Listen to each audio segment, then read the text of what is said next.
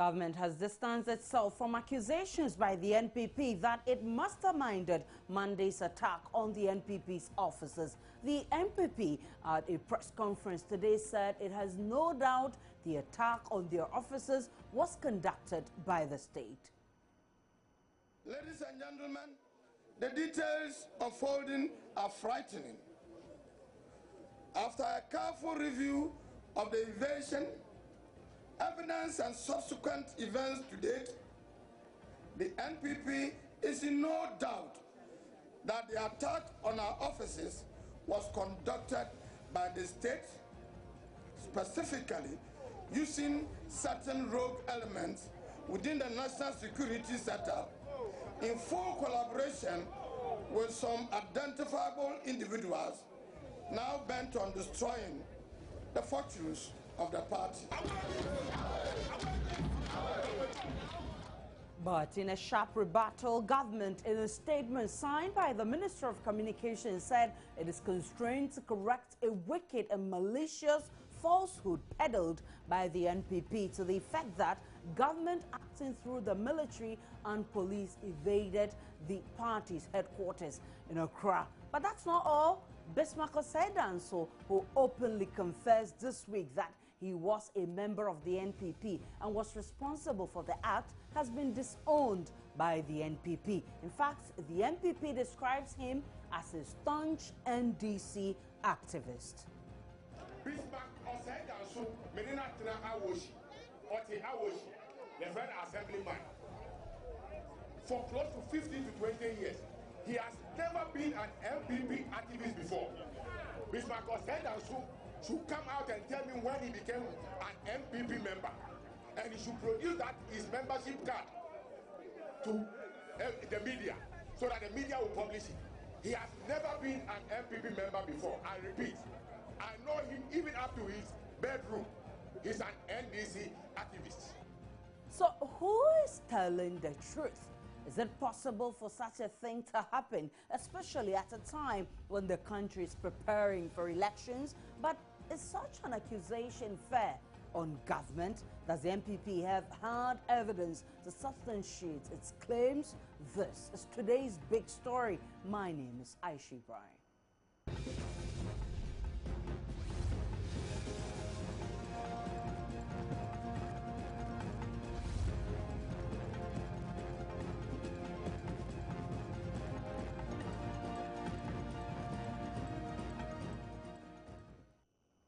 The opposition NPP says its findings so far suggest that what happened Monday was a wickedly orchestrated attempt to turn the NPP head office into a bloodbath to score political points against the country's largest opposition party. The 2016 election, as the 2016 elections draws nearer. Hours after the Monday dawn raid, you will recall that we addressed the press indicating that our party will conduct its own investigations apart from that of the police authorities and let the public know the outcome. This is to update you on our own findings. Our findings so far suggest that what happened Monday was a wickedly orchestrated attempt to turn this office into a bloodbath, and with one aim only, to score a political point against the country's largest opposition party as we draw ever closer to the next general elections. Ladies and gentlemen, the details unfolding are frightening. After a careful review of the invasion, evidence and subsequent events to date, the NPP is in no doubt that the attack on our offices was conducted by the state, specifically using certain rogue elements within the national security setup in full collaboration with some identifiable individuals now bent on destroying the fortunes of the party. An attack on the NPP is an attack on Ghana's democracy. An organized violent attack against an opposition party using institutions of state is tantamount to an attempted coup d'etat against the nation's constitution. It marks a clear departure from the democratic course we are on and a threatening return to the dark days of oppression.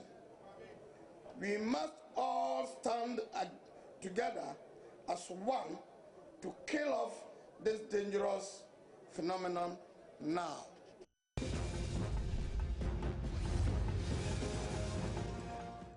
This is today's big story. Let's do some analysis now.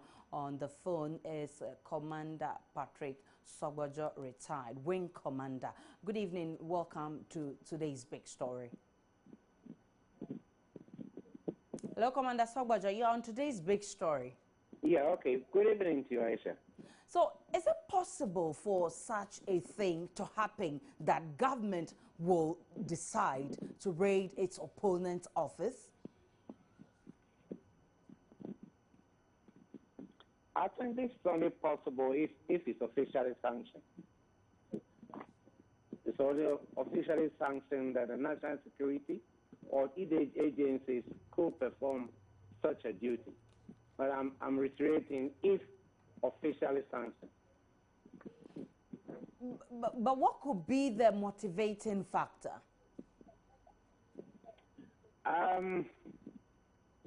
This can only happen if they have to perform cordon and search, where the military will be brought in to cordon off the area to be searched. But there must be a police officer with an approved warrant from the court before they can enter the premise. This is what we've been taught in the military. In the press conference we had right now, the NPP, there is a gentleman who openly confessed that he championed the whole thing, and now the NPP is also disowning him and saying that their checks has shown that this man is a staunch NDC member. In case it's true, or is this enough reason at all to accuse a government for attacking the NPP's office?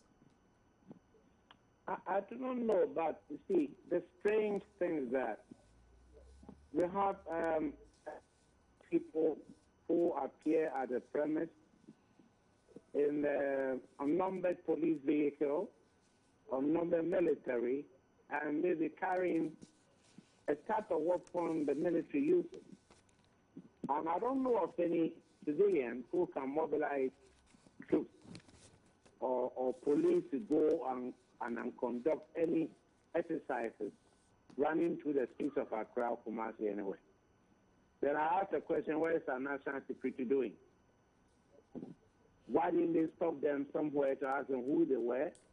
What are they doing? What's their mission? But let's go into the NPP statement. Let me read a bit of the NPP statement to you. It says, a group of about 15 men in military fatigues traveling in 2 military vehicles escorted by 1 police vehicle evaded this compound. First, there was a knock on the gate. The voice at the other end said police patrol.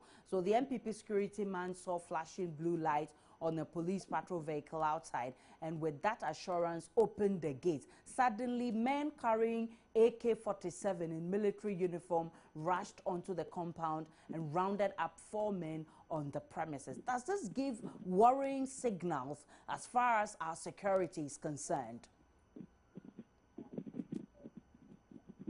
Well, truly, if a bunch of men in military uniform carry AK, and we know that the AK weapon is used only by the military, then that causes concern. Then anybody who saw them will think that maybe an approved security agency being in league with them. Hello, Commander Sogbojo. Yes. Your line is breaking. Yes. If you My line is breaking. What I'm saying is that right. if you put out a bunch of men in military uniform, Right. military assault weapon, then definitely anybody who sees that will point the finger at the security agency. Because it's not easy. You may get a uniform either second-hand or from retired soldiers whose kits have not been recovered to the ordnance or to the store.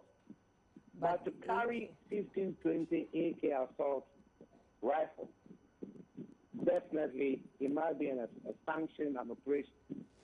Because you can't come by 1520 assault rifle easy. Well, I'll have you hold because I have Fred Agbenyo, who is Deputy Communications Director of the NDC. We've been trying to get the Deputy Communications Minister to also speak to this matter. I've seen your statement debunking allegations by the NPP. But how do you plan to clear this accusation that suggests that the NDC government masterminded mandate raids at the NPP's office? Good evening, and thank you very much. It's unfortunate when you have people who are bent on distracting you, people who are bent on disturbing you and making sure that they get you off focus on the promise or the social contract that is signed for this country. It's quite upset to hear this coming from a political party, that calls itself a political party really, that is taking the mandate of the people of this country to govern this country. Unfortunately, we have no choice but to waste precious time on this absurdity. I have said repeatedly that NDC is better off to ignore and pretend that the institution or that court called the NDC doesn't exist. Because clearly they have an agenda, and the agenda is to retard the development and the progress of this country. I am struggling and I'm holding myself back because I don't even know how to describe them. You understand? These are a group of people who not too long ago murdered their own regional chairman. Something we have never seen before in any of our democracies. Not too long ago, they used a knife. One of the gentlemen in Kumasi, we all saw what happened over there. How many times have we not woken up to hear stories of attacks, brutalities, beatings in MV headquarters? So how can anybody conclude that because you saw a vehicle in a particular color, so it's a military vehicle? But one of the issues the MPP raised is the fact that Bismarck Osei-Danso is a gentleman who openly confessed this week that he is an MPP member and that he led the team to perpetrate this act. But the MPP have linked him to the NDC, describing him as a staunch member of your party. If it happens to be true, wouldn't this be a good reason for the MPP to make such accusations? I don't think any serious-minded citizen of this country will believe in that. Not even my son who is in class 4. Not even my son who is class 4 will believe this useless claim. A man comes out to tell the whole world that is an MPP member. Then MPP claims that per their investigation, without any evidence, and then they expect all of us to rally around their so-called claim, their so-called investigation, that they cannot provide any evidence of. In this country, who doesn't know that all security vehicles are numbered? All security vehicles, these Mahindras that the police are using in town today, don't you see private police the same Mahindras around town? Is it only the number that differentiates between the private one and the police one? Military vehicles. When you see a military vehicle, is it not the number that tells you that this vehicle is a military vehicle? The khaki or whatever that people wear around. Don't private security people wear those things today? In any case, why would this government be interested in NPP raiding the office for what? A party that even its own members are now so shy of to associate with. What good is left in that party? Well, many thanks to you, Fred Agbenyo, for your contribution on today's big story. On the other phone line is Wing Commander Sobojo retired. If you're still there, isn't this issues becoming, isn't it becoming worrying that every morning we wake up, there's one thing or the other at the MPP's office? Well, I found this thing a bit bizarre because I think it's too early to have played in politics, either it's the NDC or the NPP. The security agencies must, at all costs and with the vitesse it needs to come out to investigate this issue. Because apart from attacking the party office, a bunch of hooligans dressed in military and military uniform could do any damage to anybody. So the earlier the evidence comes out where they came from, I think this will help us all in that. We shouldn't play too much in the politics who did it, who didn't do it. An event occurred and it must be investigated, and the security agencies concerned should come out early to let us know what really happened. Well, many thanks to Wing Commander Patrick Soboja, retired. We're extremely grateful for your time on today's big story. Let me read excerpts of the statement issued by the Ministry of Communication and signed by the Minister of Communications as we wait to speak to political analyst Joe Jackson, who will be joining us shortly. If you look at the statement issued, it says, government is constrained to correct a wicked and malicious falsehood peddled by the new patriotic party to the effect that government acting through the military and police evaded the party's headquarters in Accra in the early hours of Monday, November 23, 2015. And it continues to say that for the avoidance of doubts, government wishes to place on record that this claim is a deliberate fabrication by the new patriotic party calculated at shifting blame for the horrendous leadership it has had, leading to its rapid descent into chaos, violence, lawlessness, brutal killings, and total confusion over the last year or so. It says that over the last few years, government of President John Mahama has demonstrated its commitment to the maintenance of law and order and respect for the rule of law. This has manifested in the amount of investment that has gone into the biggest retooling ever carried out by any government of the country's security agencies. I'm told political analyst Joe Jackson is on the phone. Hello, Joe Jackson. I'm afraid the line is back. Hello, can you hear me? Yes, hello. Good evening and many thanks for joining us on today's big story.